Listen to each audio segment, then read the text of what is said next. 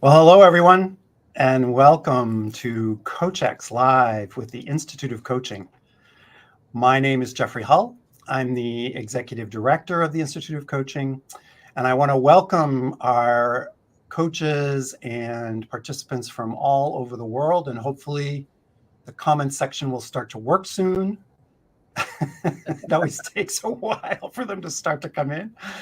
But please put in your hello and where you're from. We love to see where people are coming from. I am super excited to have one of the Institute's founding fellows with us here today. I have been wanting to do a discussion around the topic of life coaching at the Institute for quite a long time. And we definitely have I guess what he's known as the ambassador of life coaching, but we have a really key thought leader in this space in the house. So I want to welcome Patrick Williams to being with us today. And for those of you that don't know Patrick, I'm going to take just a quick minute to give you his background because it's really quite impressive. One of the early pioneers of coaching in general and life coaching in particular. So hello, Jerry. I'm starting to see some folks come in. Santa Fe, New Mexico. Tim from UK. All right. Near me, I'm in Amsterdam.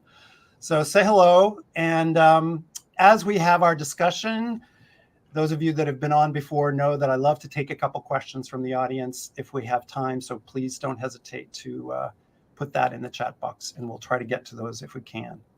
So who is Patrick Williams? Well, if you have not heard of him, then you are not well schooled in life coaching because Patrick is really one of the early pioneers of coaching. He is, as I said, known as the ambassador of life coaching, and his career goes back all the way to the 90s when he started executive coaching after being a licensed psychologist for a number of years. But he started doing coaching with Hewlett-Packard, IBM, Kodak, and many other large organizations. He attended some of the earliest coach training in 1995 with Coach University, which is also, by the way, where I did my very first coach training with Thomas Leonard, unfortunately no longer with us, and was a founding member of the International Coach Federation, which you've all heard of, and is a master certified coach. He founded the Institute for Life Coach Training in 1999, which specializes in training those with a human services orientation in their coaching practice. He's authored 6 books around the topic of professional coaching with Norton Books, and his most recent book, Becoming a Professional Life Coach, The Art and Science of a Whole Person Approach, is now in its 3rd edition. And incredibly successful book, incredibly important for the life coaching profession. And as I said before, Patrick is also a founding fellow with the Institute of Coaching and one of our favorite thought leaders. So I'm super excited to get to interview you. Welcome. Thank you, Jeff. I know we did another interview 3 years ago or so. I love your interviews. I love watching these CoachX things. And now here I am in the studio. You get to be the star. Well, no, it's great timing because as we were chatting before we went on the air, you know, the coaching profession is expanding, exploding internationally. And I've been wanting to talk to a thought leader in the life coaching space for quite a while. And I think you're absolutely the right guy to do that with. So I think the best place to start is for you to add to your bio, give us a little bit more color, if you'd like, to anything that I left out that you want to include. And then maybe, you know, how you've watched this profession evolve, life coaching.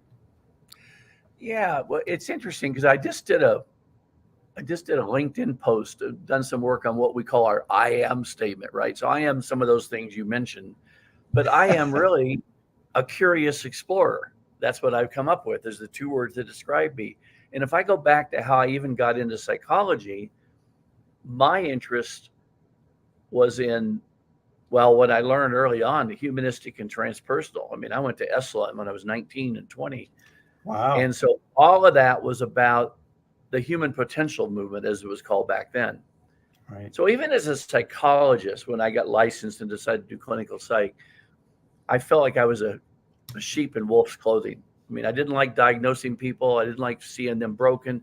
And I specialized in post-traumatic stress disorder, crash victims, veterans, sex abuse survivors. So there was some serious work, and yet they're still a whole person. We're looking to reclaim the wholeness of who they are as a person. So when I got into coaching, I went, oh, this so fits me. And when I created my institute, the Institute for Life Coach Training, with the help of Thomas Leonard, curiously enough, because I had a coaching session with him, and he goes, well, you've been a psychologist, you know the therapy field. Why don't you start a school that focuses on them? Duh. So that was the beginning. And the first two editions of my book were actually called Becoming a Professional Life Coach, Lessons from the Institute of Life Coach Training. The new edition is more expansive. I edited it by myself because my original co-author just said, no, I'm not interested, but I kept her name on it because 70% of the material was what we did before. Not a problem. Here's the deal. Life coaching, it's all life coaching. If you're coaching a person, now you may not want to put life coach on your card if you're trying to get a gig with IBM, but it is what you do. You're doing leadership coaching. There's now wellness coaching, relationship coaching, AD, and name it, all the specializations. But we're coaching a person, and I teach, mentor, and model. How do we go deeper, and not in a psychoanalytic way, but deeper, like just under the surface? How do we get to who the person is in this challenge that they're bringing to the call? Right. Yeah, here's what I do. Here's my role in the workplace. But who are you? And who do you need to be for the changes that are coming? Because I think all coaching is to get a client to think differently and maybe even be differently about what's around the corner, not what they're now doing or where they got stuck before, if that makes sense. So coaching is about the understanding the now to get to the what's next. Beautiful. I love that. Yeah. And I just want to remind the audience, if you're a life coach and you're curious to hear anything specific from Patrick while we have him, please put your question in the chat box, because we'd love to hear from you. Folks are coming in from all over. Wonderful. So I'm curious. I'm also a failed psychotherapist. Recovered. The word recovered. Okay, recovered. Well, yeah, but I sometimes think I kind of failed. But in any case, I'm curious. I mean, I kind of evolved into leadership coaching, and I'm going to be really candid with you. I think part of that was because I felt like I could make more money in leadership coaching. Yep. And I was also a little concerned about that moniker of life coach. And I wonder, but this was quite a few years ago, and now coaching has taken on a credibility. The Institute of Coaching is a lot of scientific founded evidence base that's really underpinning people being treated as a profession, and certifications through ICF and other organizations. So how do you see how the profession of life coaching has evolved? And do you think it has reached a more place of acceptance, or is it still challenged? Oh, well, let me answer the last one first, because I think, and I predicted this would happen. If you see life coaching show up in comedy shows and this and that, people, but think back to psychology, the Bob Newhart show, What About Bob? Right. There weren't very many good portrayals of psychologists either. That's true. With the exception of maybe Good Will Hunting, which was great, but then he did pummel his client against the wall and get angry with him. That wasn't very good either. But in all seriousness, so my start in coaching was executive leadership coaching. There was a firm in Fort Collins, Colorado called The People Business, and they did the team building, the ropes courses and all that stuff. And I went to a few of those. And then the owner of the company said, you know what? I have a proposal. We find out that these leadership teams get excited about changes that they want to take back to the workplace, and then it doesn't happen. They go back to the same culture. Right. So she hired me to coach the highest level executive of that team 3 months before the offsite training and 3 months after to encourage implementation. A lot of the coaches in the early days were sent. A lot of the clients in the early days were sent for coaching or else. You need to get your act together. You need to learn these skills. We promoted you, and you need to be a better leader. Yeah, remediation is a Yeah, lot of it. remedial coaching, right? Right. And today it kind of focuses more on the high achiever or the high potential, but there's still stuff there. I mean, Right. I've coached government workers. I'm now doing a training, believe it or not, coming up with ICE, the immigration and Oh, and the naturalization yeah, security the folks. whole thing from part of the Wow. Department of Homeland Security, and I'm going, really? They're training coaches? So that's and they're using my book as a textbook. Good for you. Well, they So are that's human. They are human too. exactly. And So very challenged in that so world. here's my analogy that I like to use. People often hear when somebody's talking, okay, it's what they're really showing is the 10% above, the iceberg theory. What's under, but Right. what's under an iceberg? It's cold and dark. I don't want to dig that up. Yeah. So I Scary. say, no, it's more like Caribbean and the great snorkeling in the Great Barrier Reef. Oh, I like If that. you ever learn to first snorkel, it's like, could be scary for some. It could be amazing for others that just look at the beauty. And I'm not talking about scuba diving 120 feet. That's a little more dangerous, a little more, you need a part. Right. So And it gets dark. The further down you go, the darker it gets. yeah, exactly. Yeah. Which I've done, but I was hooked to a rope and, had extra oxygen and all that stuff. Coaching is really about just asking the client, I don't mean to simplify it this way, but so what's underneath all this for you? Who are you in this stuckness that you're bringing to the call? Who do you need to be? So, here, the 8 competencies that the ICF changed from the original 11 are beautiful. The language that they put in there, the changes, the word being and feelings is in there 9 or 10 times. So it is a life coaching approach. And you could call yourself a whole person coach or a developmental coach or whatever. But all of that, the inherent strategy is to work with a whole person. And how do you feel about the current proliferation? There's a question from Jerry Udelson. She's concerned, or maybe a he, I'm not sure. It's a she. No, I know, Hi, Jerry. It's a her. Yeah. Okay. About the proliferation of coaches who have no formal training. What is your current thought on training, especially as someone who was with ICF early on, a fellow with the IOC, started your own? I mean, what is the state of the training for you in the profession? Well, here's the thing. The ICF doesn't own the word coaching. It's not licensed. It's anybody can call themselves a coach, but anybody can also call themselves a consultant. That doesn't make them good. The ICF in our profession, and I think Institute of Coaching's, we adapted what's mostly non-directive coaching. It is probably influenced by people like Carl Rogers and Abraham Maslow and others, and other fields, adult learning, et cetera. But we're non-directive. We're not advising. We're not telling. We're not fixing. But there are coaches who are trained to do that. And they may call themselves a coach, but the training is questionable. One of the things I do when I meet a new coach is, oh, where did you do your training? And when they say, well, I didn't really. I just knew I was good at listening to people. And, I just started a coaching practice. Most of them are not going to be successful.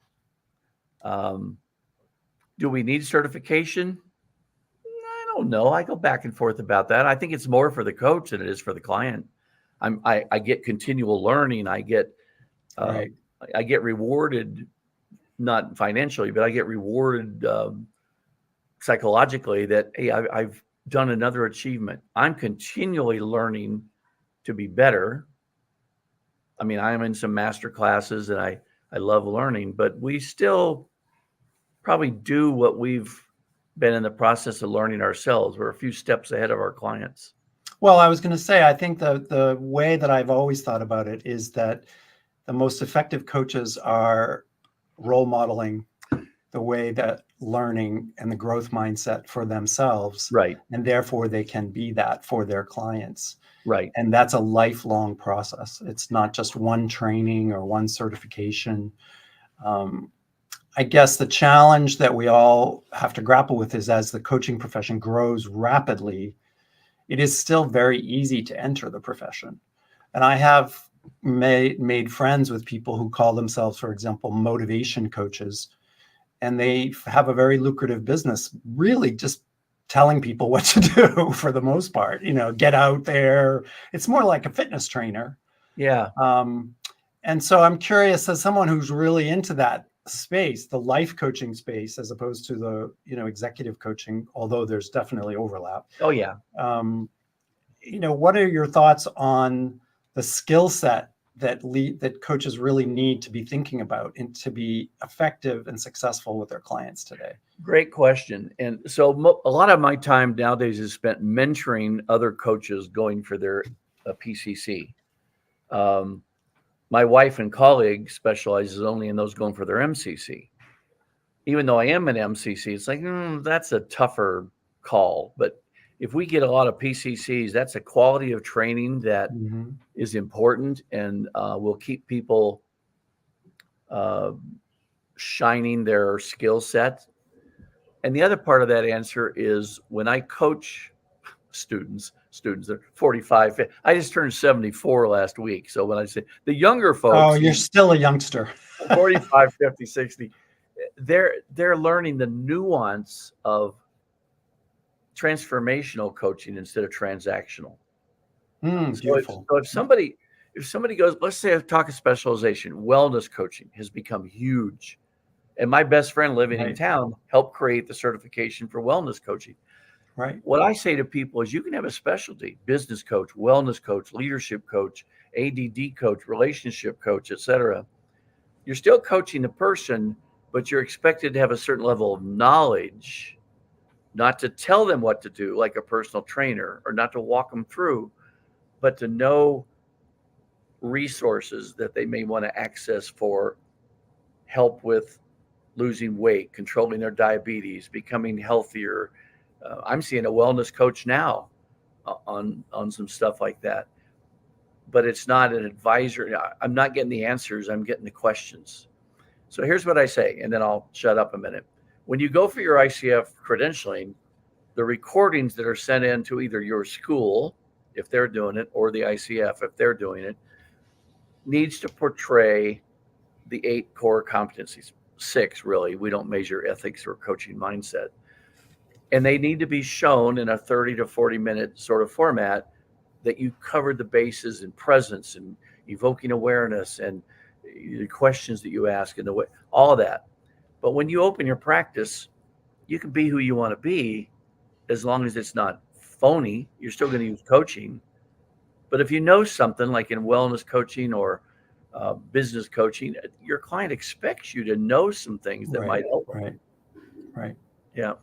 Yeah, you're bringing your knowledge and your wisdom and your experience, but hopefully coaching skills is a lifelong journey to learn and deepen those capabilities at the same time. Yeah, and in leadership coaching, so let's say there's an internal coach. Well, the internal coach still works for the company. Which is a box. Right. There's going to be a limitation. Yeah. So an external coach that comes in to coach employees. What I tell my clients with the government that I've worked, okay, I'll work on these 3 goals you have for this client, but you won't hear. I don't put it this way. My report to you and what I share with you with full knowledge of the client will be on the progress that you wanted to see toward these goals. Everything else we talk about won't be in the report. They might have marital problems. They may want to leave this company. Right. Often that is. Yeah. It's not unusual. Right? Yeah. Right. So let's switch gears and talk a little bit about the future, because you've been part of the arc of the profession. Yeah. And, we're coming out of the pandemic. One of the things that I've noticed is we now live in a virtual world. People are more comfortable, obviously, doing this kind of work virtually, which gives us a huge opening. And I've also noticed a collapse of the distinctions that, a few years ago, at least at the IOC, where I was volunteering, we started to have these silos: leadership coaching, executive coaching, positive psychology coaching, wellness coaching, career coaching. And to a certain extent, it's still relevant. People, as you said, will develop a niche or a special brand based on their expertise and their interests, their passions. But I also see that coming out of the pandemic, some of that's kind of collapsing because almost everything is life these days. People, Right. even leaders are paying attention to the wellness of their people. Right. And so there's a broadening of all of those categories. And then we have the artificial intelligence things coming in Oh, to either support us or replace us. We haven't decided yet which it's going to be. So I'm curious, as you reflect on the arc of the profession, what do you see coming down the pike? yeah. Here's what you stimulated. So when I was asked by Norton to do a third edition, what am I going to add? What am I going to change? What's going to be new? And what I added to the third edition of my book is a lot on emotions in coaching. They finally got Okay. mentioned in the competencies. The research on emotions by Richard Oh, yeah. Boyasis and his group. Yeah. It's just like, okay, emotions can be part of coaching. Don't worry if your client cries. It's just a momentary thing, or if not, you talk about referring them. But it's the concept of being, dare I say, heart to heart and person to person with a client. Now, here's what's happened in a trend in the workplace. I wrote an article probably 4 or 5 years ago before the pandemic for Forbes magazine, for Forbes coaches. And it was about referencing being emotionally transparent as a good thing at the right As a good place, right thing, time, right? and with the right Yep. person. So the new CEO of Goldman Sachs at that time told his managers, his employees, we're going to start when we greet people in the workplace and we say, hi, how are you doing? We really want to know the answer. Mm. Like, And we're going to how you, listen. We're going to take yeah, time to listen yeah. to it, And you right? don't have to have a long session. It can be like, I come to work, how you doing? Oh, God, my 16-year-old daughter just told my wife and I she's pregnant. We're not sure what we're going to do. Oh, that's got to be hard. Thanks for telling me that. And if you need any support with that, let us know. Good to see you here at work. It's acknowledgement of who they are being in that moment. You don't have to go into the story. That takes some skill sets, not to get into the story. Um, It also so takes time well, and yeah, willingness to make it a priority. I think that's one of the things that came out of the pandemic is the recognition by many leaders that the wellness and the health and the balance of the workforce is not just a given. It's not something you can just take for granted. no, no. So I think the future of coaching, there's a lot. I mean, there's a lot that research is catching up with what we surmise was just helpful skill sets. Right. That's it's really the brain lights up when somebody expresses an emotion and it shifts. I'm not going to attach, things to my clients' heads, but the research gives me an idea of what's going on inside their brain, their heart system. The dendrites, the neurites, and Right. the Heart Math Institute, all of that. It's actually giving credibility to some of the early philosophies of change about, well, the influence of things that didn't have research behind them, and now they do. I'm, I know I'm rambling a little bit on that, but the good news is we've got research, and thanks to the IOC for all they do as well, that backs up what happens in a coaching relationship. Right. Right. And I think the new competencies ask the coach to be aware of who they are as much, if not more, than who the client is being. If you've got stuff going on in your life, how do you leave that outside the door before you come in and be present with your client? And if you can't, what do you do about that? Do you get mentoring / supervision?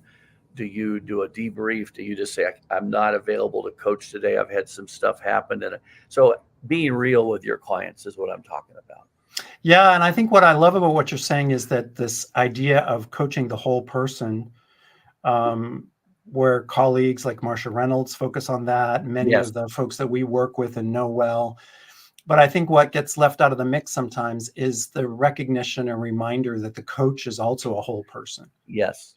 right? Yeah. And that your challenge as a coach is to really pay attention. This is what you folks like you and I are in training psychology. We had supervisors. We Yep. couldn't be licensed unless we knew what transference and countertransference were, which Yeah. is your projection and your reception of others and how that's impacting you and the way you show up. And I think that's something that coaches are becoming more and more aware of. And not to turn every coach into a psychologist, but to No. take it very seriously, that their presence is impactful. Well, so here's another post-COVID comment. Okay. The 3 years of worldwide COVID, whatever it was, impacted mental health tremendously. Psychologists and Right. counselors are booked solid. And I think that's good, because when I was a psychologist, I wished especially more men would come in. Right. Most 70% of clients were women. But men loved coaching. And it's not that you're treating or fixing, but you're opening a conversation about who they are really and what's a challenge for them. And so the pandemic it affected people in excess drinking, domestic violence, increased depression. And we're going to feel those effects for a while, because people lost track of connectivity with people in real life. Yeah, but the good news is that there's more and more acceptance that getting help, getting support, Yes. and finding a coach that can really work with you to take you through whatever the pain is, what's stopping you, that's becoming much more accepted, male or female. So that's, I think, really good news. Yeah. I'd love for you to take the last couple of minutes, because we're going to run out of time as always, to talk a little bit about your book, because it's really excellent resource. Thank you. And there's a new edition. So share with the viewers. I'm never quite sure what to call the folks on LinkedIn, but the viewers of us. The Link Geeks. The Link Geeks, yes, exactly. What are the big takeaways of the new edition? Well, I was so happy to do another one, because it's part of my living legacy. I talk about living legacy. It's there. It's used in a lot of universities, a lot of coaching schools. I never knew I would write more than one book, let alone many. Now, most of my books, well, all except for one, are co-authored. They would not have gotten done if I didn't have a co-author to mutually motivate, do things. Right. But what I added to this one, like I said, was on emotional intelligence, a lot of neurological research, updated references. And it's got two parts. There's the basic coaching, and then there's the second part, which is coaching from the inside out. That gets to the who of the coach. And I've always loved that part of it.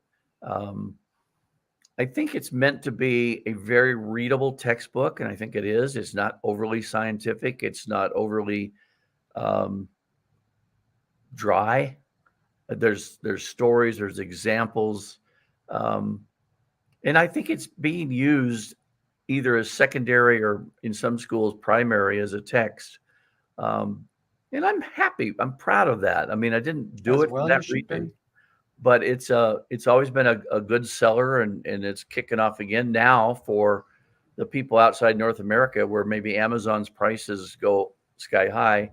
You can do a Audible or Kindle, and that's where some of the sales are happening. I want it to be useful. I want people to find that it's a good resource for them individually, or maybe for their department of training or leadership development, whatever it might be. Yeah, no, it's a great resource. Even for those of us that call ourselves leadership coaches, I think what I found is the tool set of looking at the whole person, somatic, emotional, mental, all the different pieces, all the different components. Yeah. I'm gonna let Marilyn Massey Stokes get the last question. Okay. Because she's asking a simple question, but there's a complexity to it. So the question is, when do you inject education without stepping out of the coaching role? And I think she's getting at that bifurcation that we sometimes play. Yeah. So comment on that. Okay. Quick answer, Marilyn. Again, if you're doing pure coaching and you're sending in a recording to be assessed, it's going to be follow the guidelines. Don't be do robotic. Education. But when I really coach, I might say, I know you're struggling with time management or office organization. I happen to know a lot about that. Would you like to schedule a time to share some strategies? I'm going to put on my teaching hat for just a moment now and teach you something that might help with this. But you don't take over the conversation. I mean, Marsha Reynolds' book on Coach the Person, Not the Problem is brilliant about that. We care about the problem, but we're not there to solve their problem. We're there to elicit new thinking. And so here's my quick definition of life coaching. It's about learning to say what you've not said, learning to think what you've not thought in the presence of a committed listener who may facilitate new learning for the changes you want to make. Beautiful. Wow. I got goosebumps on that one. So I think that's a good place. Very, very well said. I mean, it's a special opportunity to be with you. It's a special opportunity to be with all of you that joined us today to think about life coaching and how it's evolved. It's been around now for 30 years, which is hard to imagine, and getting stronger, more credibility, science underpinnings with the Institute of Coaching. So for those of you that are looking for that, we'd love to have you join us at the Institute of Coaching. And I just want to wish you all the best, Patrick. I think that what you're doing, as you mentioned, building your legacy is something you can be very proud of. And I'm honored to know you and to have read your books. So thank you for joining us. My pleasure. Thank you, everyone. We'll look forward to seeing you again very soon. Take care.